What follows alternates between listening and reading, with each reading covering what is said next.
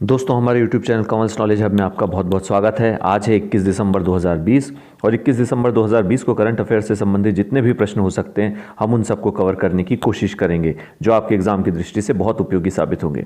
लेकिन सबसे पहले आज का सुविचार। दूसरों के बनाए रास्तों पर चलकर आप सुरक्षित भले रह लें, पर मंजिल पाने के लिए रास्ते आपको खुद ही बनाने होंगे।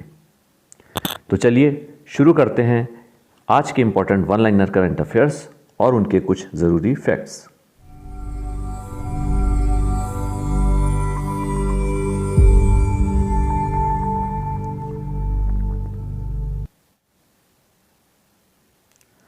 क्वेश्चन नंबर 1, हाल ही में किस देश की संसद को भंग कर दिया गया है जिसके अप्रैल मई 2021 में मुख्य चुनाव होंगे?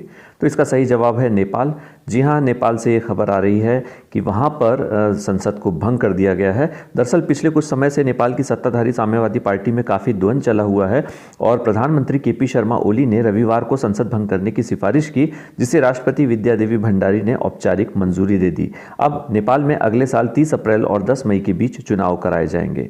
अब हम बात कर लेते हैं यहाँ पर भारत और नेपाल के बीच भी। तो सूर्य किरण भारत और नेपाल के बीच एक संयुक्त सैन्य अभ्यास है और भारत और नेपाल का कालापानी क्षेत्र पर सीमा विवाद है। हाल ही में नेपाल सरकार ने कालापानी, लिपुलेख और लिम्पुधारा को अपने देश के नए नक्शे में शामिल करने की मंजूरी दी।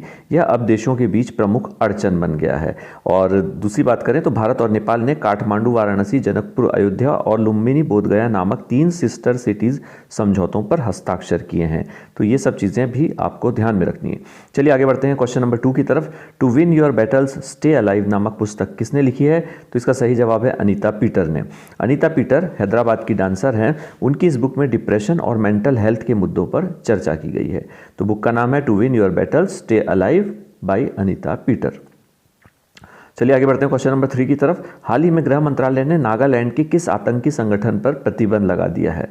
तो दोस्तों इसका सही जवाब है NSCN-K और इसकी फुल फॉर्म है national socialist council of Nagaland, Khaplang. और इस संगठन को गैर कानूनी गतिविधियों रोकथाम अधिनियम 1967 की धारा के तहत गैर कानूनी संगठन घोषित किया है। सरकारी आंकड़ों के अनुसार 2015 से लेकर अब तक यह संगठन करीब 104 हिंसक वारदातों में लिप्त रहा, जिसके परिणाम स्वरूप 7 सुरक्षा बलों के कर्मियों और 6 नागरिकों की हत्या हुई। चलिए इस संगठन के बारे में जान लेते हैं। इसके संस्थापक हैं इसाक चीसी सू और इसकी स्थापना हुई 31 जनवरी 1980 को। चलिए आगे बढ़ते हैं क्वेश्चन नंबर 4 की तरफ। किसने इको फ्रेंडली वैदिक पेंट का अनावरण किया? तो इसका सही जवाब है केंद्रीय मंत्री नितिन गडकरी ने। जी हाँ, ग्रामीण अर्थव्यवस्था को बढ़ावा देने के लिए और किसानों के लिए एक अतिरिक्त आय उत्पन्न करने के लिए वैदिक पेंट को खादी और ग्रामोद्योग आयोग के माध्यम से लॉन्च किया जाएगा और ये पेंट केवल 4 घंटे में सूख जाएगा। तो इसका ध्यान रखिए, इको फ्रेंडली वैदिक पेंट। अब आगे बढ़ते हैं क्वेश्चन नंबर 5 की तरफ। आनंद नामक एक पृथ्वी अवलोकन उपग्रह PSLV C51 के माध्यम से कब लॉन्च किया जाएगा? तो इसका सही जवाब है फरवरी 2021 में। जी हाँ, इसके बारे में जान लीजिए आप थोड़ा सा।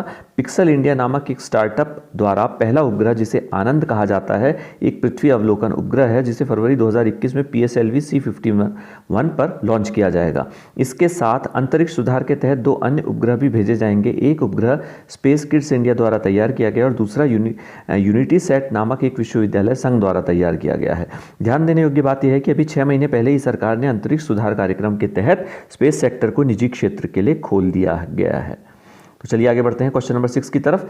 Gas authority of India limited GAIL द्वारा भारत के किस शहर में CNG से चलने वाली नावें शुरू करने का निर्णय किया है? तो इसका सही जवाब है वाराणसी। जी हाँ, वायु और ध्वनि प्रदूषण को कम करने के लिए गंगा नदी में मौजूद सभी डीजल इंजन नावों को CNG इंजन नावों में बदला जाएगा और गेल द्वारा 37 करोड़ रुपए की परियोजना लाई गई है और गेल खिड़किया घाट के पास अपना CNG स्टेशन स्थापित करेगा। अब गेल के बारे में बात कर लेते हैं। गेल भारत का एक नवरत्न सार्वजनिक उपक्रम है और भारत की प्रमुख प्राकृतिक गैस कंपनी है। गेल की स्थापना हुई अगस्त 1984 में। इसके CEO हैं मनोज जैन और वर्तमान में इसका मुख्यालय है नई दिल्ली। आगे बढ़ते हैं क्वेश्चन नंबर 7 की तरफ। हाल ही में किस फुटबॉल खिलाड़ी ने सबसे ज़्यादा गोल करने में दुनिया के महान फुटबॉल खिलाड़ी पेले के रिकॉर्ड की बराबरी कर ली? तो इसका सही जवाब है लियोनेल मेसी। अर्जेंटीना के विश्व प्रसिद्ध फुटबॉलर हैं लियोनेल मेसी। अब इनके बारे में भी जान लें। लियोनेल मेसी ने बार्सिलोना और वेलेंसिया के बीच स्पेनिश फुटबॉल लीग ला लिगा मैच में गोल दागकर किसी एक क्लब की तरफ से सर्वाधिक गोल करने के पेले के रिकॉर्ड की बराबरी की। तो ये ध्यान में रखिए कि ये किसी एक क्लब की तरफ से दागे जाने वाले गोल की संख्या की बात हो रही है। ठीक है, तो लियोनेल मेसी ने 2004 से लेकर अब तक बार्सिलोना की तरफ से 643 गोल दागे हैं। चलिए आगे बढ़ते हैं क्वेश्चन नंबर 8 की तरफ। विश्व बैंक ने भारत को ड्रिप 2 परियोजना के लिए $250 मिलियन की मंजूरी प्रदान की है। यह ड्रिप 2 परियोजना किससे संबंधित है? जी हाँ दोस्तों, ये भी इंपॉर्टेंट क्वेश्चन है। ये है बांधों की सुरक्षा, पुनर्वास एवं सुधार से संबंधित। और ड्रिप का अर्थ होता है dam rehabilitation and improvement project. और इस परियोजना को विश्व बैंक से ऋण सहायता के द्वारा लागू किया जा रहा है। पहले यह परियोजना 7 राज्यों कर्नाटक, झारखंड, केरल, कर्नाटक, मध्य प्रदेश, उड़ीसा, उत्तराखंड और तमिलनाडु में शुरू की गई थी। इसे 2012 में लॉन्च किया गया था। और अगर भारत के संबंध में बात कर लें तो भारत में लगभग 80% बड़े बांध 25 साल पुराने हैं। और ये बांध ऐसे समय में बनाए गए थे जब डिज़ाइन प्रथाओं और सुरक्षाओं के मानदंडों ज़्यादा बेहतर नहीं थे। और ड्रिप 2 परियोजना के तहत बांधों की सुरक्षा में सुधार किया जाएगा। इस परियोजना को 2020 और 2030 के बीच लागू किया जाएगा।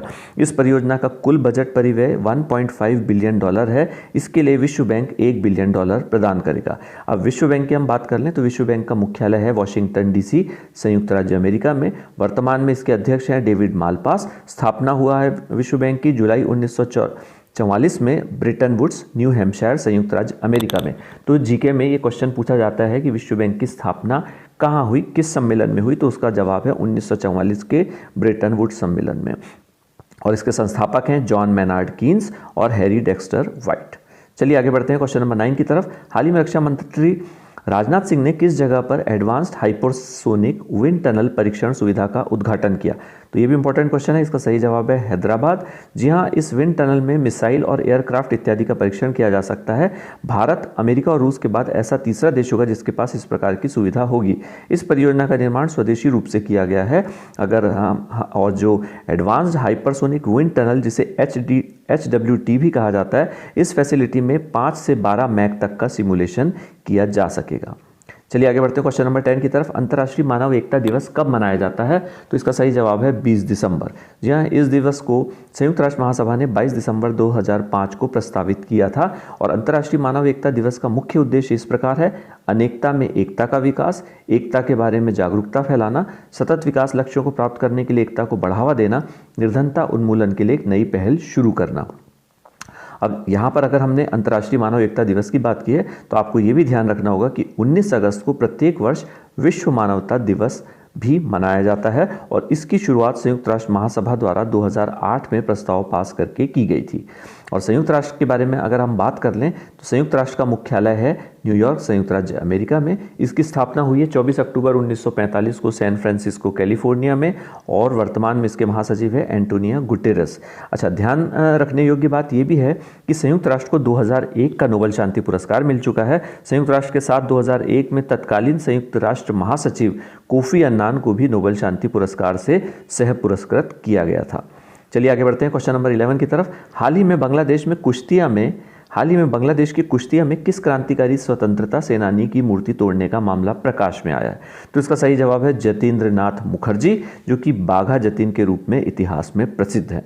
अब हम बात कर लेते हैं इनके बारे में थोड़ा सा। दरअसल बाघा जतीन एक महान स्वतंत्रता सेनानी थे और बाघा जतीन ने ब्रिटिश शासन के विरुद्ध सशस्त्र संघर्ष का मार्ग अपनाया था। विदित हो कि बाघा जतीन की मूर्ति से पहले बंग बंधु शेख मुजीबुर रहमान की प्रतिमा को भी नुकसान पहुंचाया गया था। अब शेख मुजीबुर रहमान कौन है? शेख मुजीबुर रहमान बांग्लादेश के संस्थापक नेता, महान अगुआ एवं प्रथम राष्ट्रपति थे। उन्हें सामान्यतः बांग्लादेश का जनक भी कहा जाता है। वे बांग्लादेश के प्रथम राष्ट्रपति बने और बाद में प्रधानमंत्री भी बने। अब बांग्लादेश के बारे में जान लीजिए। बांग्लादेश की राजधानी है ढाका। यहाँ के राष्ट्रपति हैं अब्दुल हामिद, प्रधानमंत्री हैं शेख हसीना और यहाँ की मुद्रा है बांग्लादेशी टका। और जो वर्तमान में प्रधानमंत्री हैं शेख हसीना, वो बांग्लादेश के प्रथम राष्ट्रपति शेख मुजीबुर रहमान की बेटी हैं। चलिए आगे बढ़ते हैं क्वेश्चन नंबर 12 की तरफ। हाल ही में रिजर्व बैंक ने किस राज्य के अर्बन कोऑपरेटिव बैंक पर 50 लाख रुपए का जुर्माना लगाया है? तो इसका सही जवाब है केरल। जी हां, भारतीय रिजर्व बैंक RBI ने केरल स्थित the urban cooperative bank limited पर 50 लाख का मौद्रिक जुर्माना लगाया है, यह जुर्माना आय, पहचान और संपत्ति वर्गीकरण नियमों तथा कर्ज के प्रबंधन के मामले में निर्देशों का पालन नहीं करने को लेकर लगाया गया है। अब आरबीआई की बात कर लीजिए तो आरबीआई की स्थापना हुई है 1935 में reserve bank of India act 1934 के माध्यम से, और इसका मुख्यालय है मुंबई, जो कि पहले स्थापना के वक्त इसका मुख्यालय था कोलकाता में, लेकिन 1937 से इसका मुख्यालय मुंबई में शिफ्ट किया गया और तब से लेकर अब तक मुंबई में है। और वर्तमान में इसकी गवर्नर है शक्तिकांत दास, जो कि 25वें गवर्नर है आरबीआई के। चलिए आगे बढ़ते हैं क्वेश्चन नंबर 13 की तरफ। हाल ही में किस देश की स्पेस फोर्स को गार्जियंस नाम दिया गया? तो इसका सही जवाब है अमेरिका। चलिए इसके बारे में जान लेते हैं थोड़ा सा। हाल ही में अमेरिकी स्पेस फोर्स ने अपने जांबाज सैनिकों को गार्जियंस नाम दिया है। ये फोर्स अमेरिका के 6ठे सशस्त्र बल के रूप में सामने आया है, और इससे जुड़े जवान वास्तविक रूप से अंतरिक्ष में तैनात नहीं होते, बल्कि अमेरिकी उपग्रहों की सुरक्षा के लिए काम करते हैं। ये एक प्रकार की अंतरिक्ष सेना है, और चीन और रूस के बाद अमेरिका तीसरा देश है जिसके पास यह स्पेस फोर्स है। चलिए आगे बढ़ते हैं क्वेश्चन नंबर 14 की तरफ। किस देश के प्रधानमंत्री एम्ब्रोस डलामिनी का कोरोना वायरस के कारण निधन हुआ? तो इसका सही जवाब है एस्वातिनी।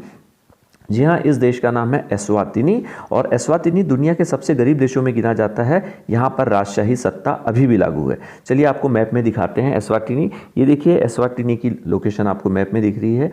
ये दक्षिण अफ्रीका के बिल्कुल ऊपर आपको दिखाई दे रहा है एस्वातिनी। ठीक है, अब एस्वातिनी की हम बात कर लें तो यहाँ पर राजा मस्वाती तृतीय ने साल 2018 में देश की आज़ादी के 50 साल पूरे होने की खुशी में देश का नाम बदलकर स्वाजीलैंड से द किंगडम ऑफ एस्वाटिनी कर दिया था। अब आपको यह ध्यान रखना है कि 2018 से पहले तक इस देश का नाम था स्वाजीलैंड, जिसे बाद में चेंज कर दिया गया, और इसकी राजधानी है एस्वाटिनी की मम्बाने और लुबाम्बा। और मुद्रा की बात कर लें तो स्वाजी लीलांजेनी, और राजा की बात कर लें वर्तमान में तो ये है मस्वाती तृतीय। चलिए आगे बढ़ते हैं क्वेश्चन नंबर 15 की तरफ। जेवर हवाई अड्डे का नाम बदलकर क्या रख दिया गया है? तो इसका सही जवाब है नोएडा इंटरनेशनल एयरपोर्ट। जी हाँ, उत्तर प्रदेश के गौतम बुद्ध नगर के जेवर नामक स्थान में ये एयरपोर्ट स्थित है, और नोएडा इंटरनेशनल एयरपोर्ट की डिज़ाइन, निर्माण और ऑपरेशन की जिम्मेदारी ज्यूरिख एयरपोर्ट इंटरनेशनल को मिली है, और सरकारी निजी भागीदारी यानी पीपीपी फॉर्मूले पर विकसित हो रहे इस एयरपोर्ट के पहले चरण को वर्ष 2024 में पूरा करने का लक्ष्य तय किया गया है। आगे बढ़ते हैं क्वेश्चन नंबर 16 की तरफ। एसोचैम फाउंडेशन वीक 2020 में किसने मुख्य भाषण दिया? तो सही जवाब है प्रधानमंत्री नरेंद्र मोदी ने।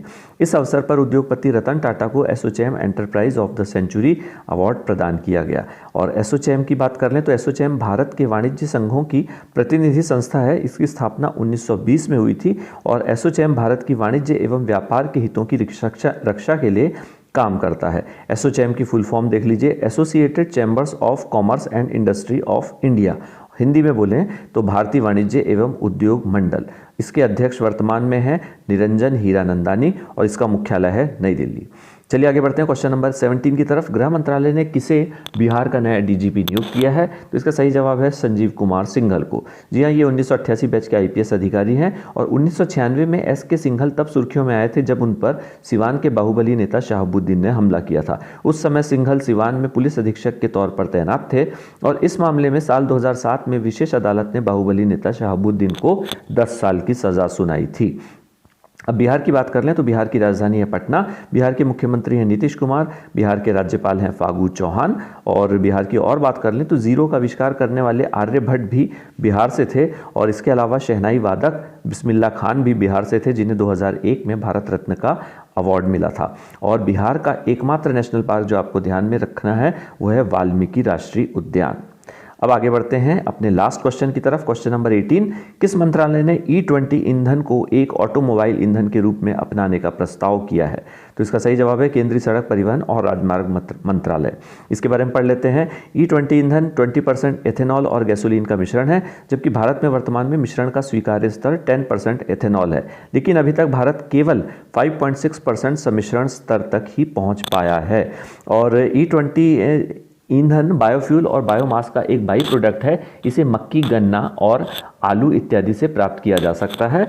एथेनॉल की बात कर लें तो एथेनॉल का उपयोग मादक पेय के एक सक्रिय घटक के रूप में भी किया जाता है। एथेनॉल का उपयोग एंटीसेप्टिक और कीटाणुनाशक के रूप में भी किया जाता है। और रहा सवाल गैसोलीन का, तो गैसोलीन इसे आम भाषा में पेट्रोल भी कहा जाता है। तो दोस्तों, इसके साथ ही हमारा आज का वन लाइनर करंट अफेयर्स का वीडियो यहीं समाप्त होता है। उम्मीद है कि ये वीडियो आपको बहुत पसंद आया होगा, तो इसे लाइक ज़रूर कीजिए और शेयर कीजिए, साथ ही हमारे चैनल को सब्सक्राइब भी कीजिए। तो कल फिर से वन लाइनर करंट अफेयर्स में आपके साथ दोबारा मुलाकात होगी। तब तक के लिए बहुत बहुत धन्यवाद।